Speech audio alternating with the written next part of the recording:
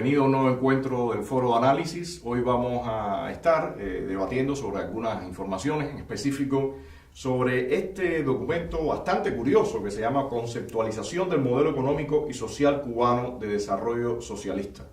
Una serie de palabras que para la mayoría de los cubanos no dicen absolutamente nada, pero que el régimen le ha dado todo un bombos y platillos a este panfleto comunista. Creo que en la parte política no hay nada novedoso. El régimen sigue reafirmando que esta concepción totalitaria de lo que es el sistema sigue en pie y va a seguir en pie. En la parte económica han dejado bien claro que no va a haber ningún tipo de apertura, porque están diciendo que la propiedad del Estado sigue siendo la rectora fundamental y ellos conciben la propiedad privada y la iniciativa privada como el pariente menor dentro de la economía.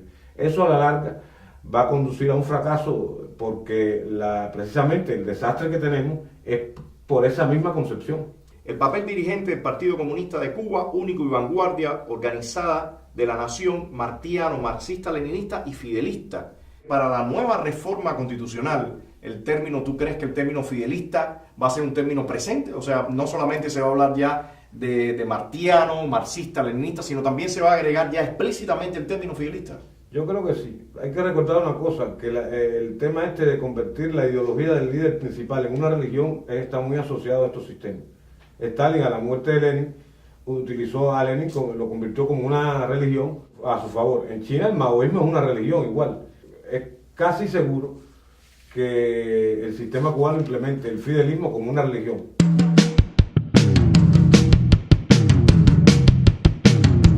Hay muchas personas que han tenido en algún momento esperanzas y han creído que el régimen va a dar ciertos pasos, y algunos de esos pasos pueden ser empezar a permitir un filo en ese monopolio, en ese total monopolio de la información en Cuba. Y aquí hay uno de los artículos o los renglones que ellos mencionan, que es el 110. La comunicación social es un recurso estratégico de dirección del Estado. Las instituciones, las empresas y los medios de comunicación al servicio de la participación, incluido el debate público y el desarrollo del país, por lo que se regula y controla teniendo en cuenta la política trazada por el Partido Comunista de Cuba, que se refrenda en las normas jurídicas correspondientes. O sea, el Partido Comunista de Cuba va a continuar siendo quien regula absolutamente todo lo que está en los medios de comunicación. Y hay otro acápite por ahí que refrenda que la información y los medios de comunicación son un tema de seguridad. Es decir, están señalando que el flujo de la información el Estado lo va a seguir controlando, y lo va a seguir controlando bajo las normas de la seguridad.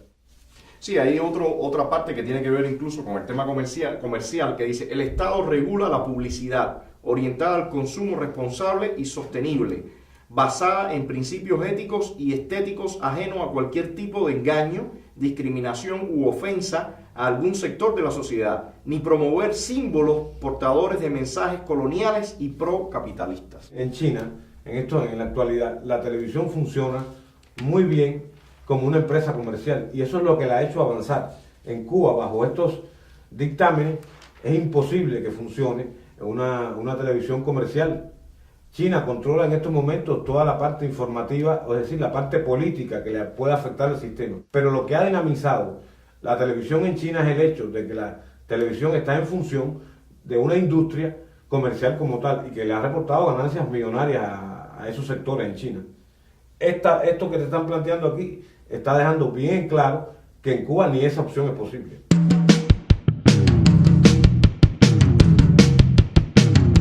Está manejando términos que implican un cinismo completo cuando dice: el reconocimiento moral y jurídico de la igualdad de derechos y deberes de las ciudadanías y las garantías para hacerlos efectivos con equidad, inclusión y justicia social, expresados en la igualdad de oportunidades y el enfrentamiento a toda forma de discriminación por color de piel, género, identidad de género, orientación sexual, discapacidad, origen territorial y nacional, creencia religiosa, edad y cualquier otra distinción lesiva a la dignidad humana. Por supuesto, jamás hablan de la diversidad en el pensamiento político y en la concepción de la política por parte de sus ciudadanos, ¿no? Hay otro punto ahí que señala el documento también muy claro, donde se plantea que las organizaciones de masa tienen un acápite especial dentro de la legalidad del sistema. Sí, eso es cuando hablan sobre el tema de la sociedad civil. Lo cual indica que ellos van a seguir contraponiendo las organizaciones estas paraestatales a la verdadera sociedad civil. Es decir, a ellos ni remotamente le pasa por la cabeza la existencia de una verdadera sociedad civil. Para ellos, sociedad civil son las organizaciones que controlan y eso lo van a seguir. De hecho, mira la definición que dan Adrián sobre el término sociedad civil. Dice, este término se refiere a las organizaciones de masas sociales, asociaciones, fundaciones y otras diversas formas asociativas sin ánimo de lucro en las cuales, ejerciendo el derecho constitucional de asociación, se unen de manera libre personas naturales y jurídicas, bienes y voluntades con el compromiso de contribuir al proceso de desarrollo de la sociedad socialista. Ahora lo que hay que cuestionarse es el término libre, porque si esas organizaciones, las directivas, las impone el Estado desde arriba, todo el proceso organizativo lo dirige el poder, el Estado como tal, ¿de qué libertad estamos hablando o de qué sociedad libre podemos hablar? Entre otras cosas, dice que uno de los objetivos de esta sociedad civil es impedir la manipulación desde el exterior. O sea, un término completamente ambiguo y que sencillamente marca claramente que el tema de la libertad de asociación en Cuba está completamente vetado. El tema de la libertad de expresión está completamente vetado. El tema de las libertades políticas están completamente vetados, incluso cuando ya está partiendo de incluir hasta el término de que este es un país que tiene una proyección fidelista. Cuando vemos en este documento supuestas reformas en el tema económico, lo primero que encontramos es que ellos están trazando una camisa de fuerza para tener bajo su control cualquier tipo de inversión, cualquier tipo de posible movimiento en lo que sería el ramo económico. Inversión tanto interna como externa. No, la inversión interna ellos dejan completamente claro que va a tener mucho más control incluso que la externa. O sea, ellos están hablando de que la inversión externa es buena porque va a traer tecnología, va a traer capital, pero yo me pregunto, ¿y qué pasa con los cubanos que están en Miami? Ellos también no pueden traer tecnología, no pueden traer capital. O sea, ¿por qué cuando se habla de inversión foránea no se menciona el capital cubano-americano? Es que hay una cosa, dentro de la mentalidad del sistema, el cubano es un ciudadano de segunda. Si los cubanos que residen en el exterior no tienen las mismas posibilidades que los inversores extranjeros, son ciudadanos de segunda en su propio país.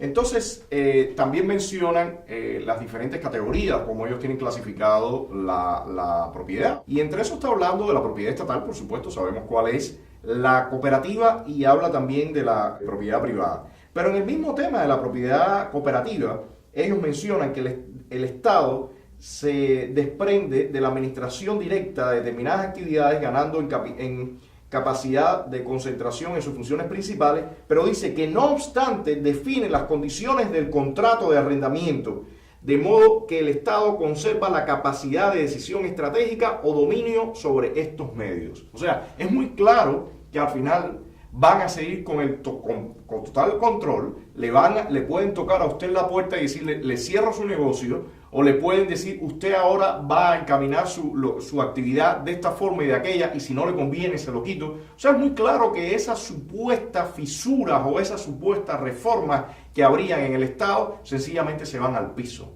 Es claro que empiezan a dejar espacio para que los propios negocios que ellos están llevando o sus familiares empiecen a tener, como se diría, campo o cancha para desarrollarse. Y por otra parte se pone una camisa de fuerza sobre los elementos que sí pudieran realmente empezar a generar una clase por lo menos de micros y pequeños empresarios cubanos. Es muy claro que el tema de la corrupción, del que supuestamente ellos han hablado y han dicho que están combatiendo, es uno de los temas esenciales en todo este diseño debido a esa ambigüedad de la que estábamos hablando. En ninguna parte de este documento se menciona la rendición de cuentas, usando incluso los mismos términos que ellos usan, que algunos sectores del régimen cubano tendrían que rendir a la población, al cubano común. Se ha hablado mucho de la Contraloría General de la República, que está haciendo revisiones de empresas, que está checando cuáles son los mecanismos de del dinero, cómo se mueve, si es eficiente o no, si hay robo, si no hay robo, pero nada se habla de todas estas empresas vinculadas al ejército y a todo lo que es el sistema de Fuerzas Armadas, ¿no? No se está diciendo ni se está mencionando por ninguna parte que el pueblo tiene derecho a conocer qué pasa con todas las cuentas y con todos los números y con todo el erario público de este país. El gran termómetro del régimen frente a la nación es el tema económico. Porque de aquí a 5 años, ¿qué respuesta le van a dar al tema económico si el país sigue en las mismas?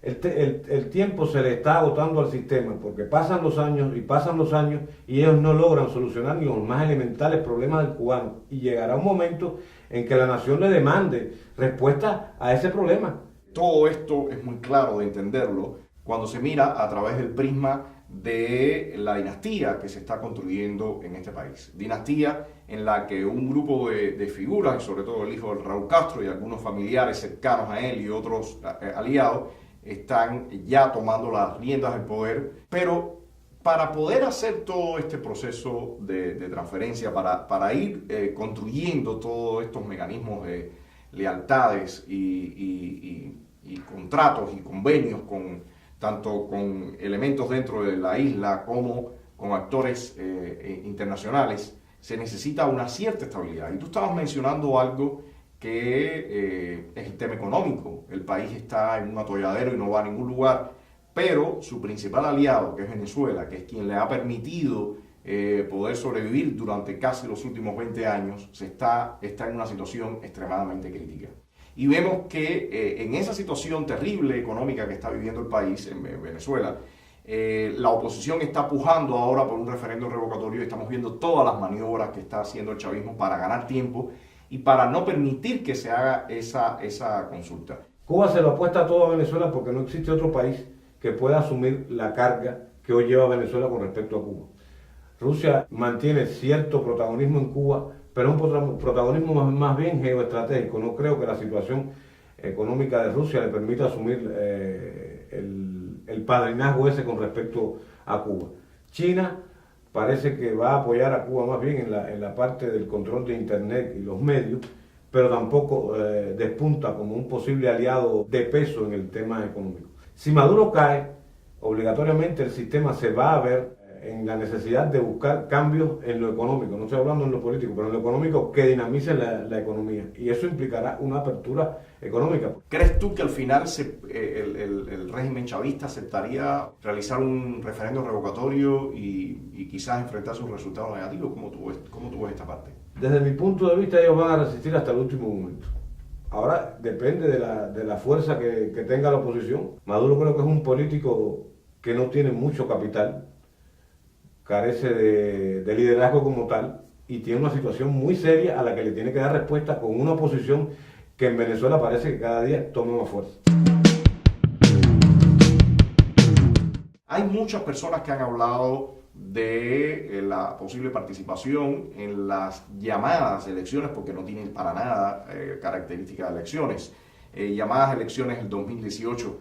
El sistema cubano está diseñado para no darle entrada a ningún tipo de oposición. En Venezuela, a pesar del desmontaje que hubo, había ciertos márgenes, y los hay, de que la oposición podía trabajar dentro de esos márgenes. Pero aún dentro de esos márgenes estamos viviendo una situación en la que el chavismo está haciendo malabares para no permitir absolutamente ninguna consulta, un referéndum. Pero está contra la pared, porque ese marco legal propició el triunfo de la oposición. Ahora, para ellos hacer algo, tienen que desmontar ese marco legal y que dejaría a la vista pública de que es un gobierno de fuerza. Están intentando contraponer la asamblea a determinadas asambleas populares y demás, siendo la asamblea un poder legislativo, es decir, un poder soberano. Si Maduro cae en Venezuela, y teniendo presente el hecho de que las negociaciones con Estados Unidos no han avanzado mucho en lo económico, el régimen se va a ver obligado a implementar cierta apertura económica. En caso de que en Venezuela la oposición no logre triunfar y se mantenga Maduro, ellos se van a aproximar más al modelo cubano. Es decir, ellos van a cerrar más las pequeñas brechas democráticas que todavía existen en Venezuela. Hace unos días veía una caricatura de Garrincha, que es la república esa que pinta él toda desnutrida, toda mal encajada, y Raúl jugando el juego de la chapita, ¿no? Ese es el juego clásico de la estafa. quienes tienen esperanzas en que el 18 habrá algún espacio, me parece, y me gusta repetir esta imagen, me parece que están queriendo dejarse engañar por una situación que es solamente pura ilusión.